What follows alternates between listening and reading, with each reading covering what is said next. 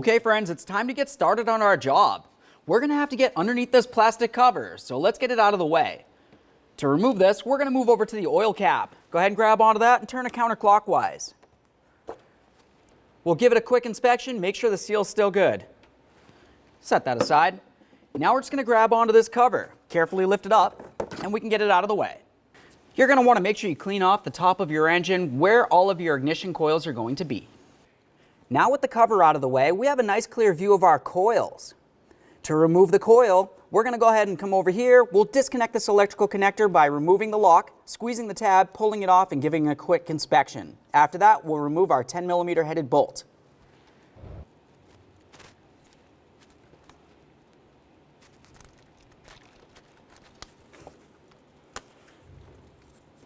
If you can't squeeze the tab, just use a small pocket screwdriver underneath this area. You're going to find a little tab underneath here.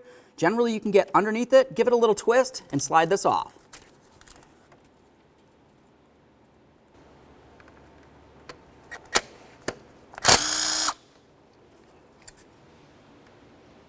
Go ahead and grab onto that coil. We're going to give it a little twist and lift it up and away from the vehicle.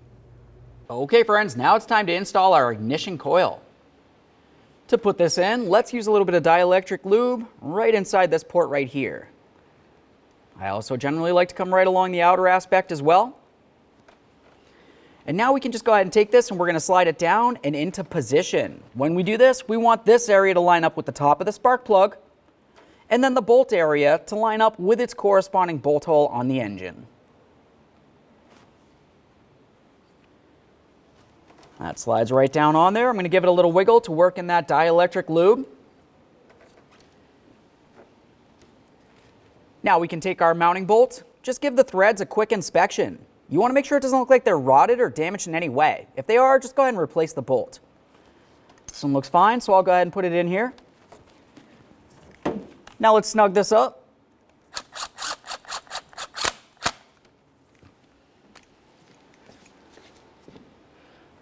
Once you have it snug, let's torque it to 89 inch-pounds. Assuming you're sure there's no corrosion inside of this connector here, let's connect it to the ignition coil.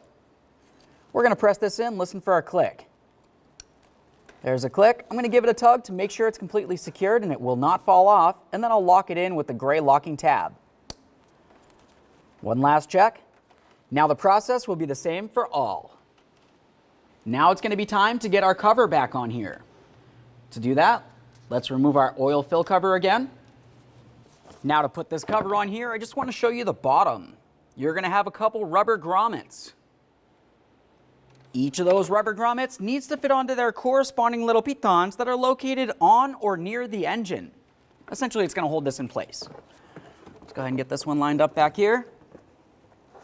Now I'll get this one lined up and press it down. Give it a little wiggle to make sure it's secure. Continue on with the oil cap.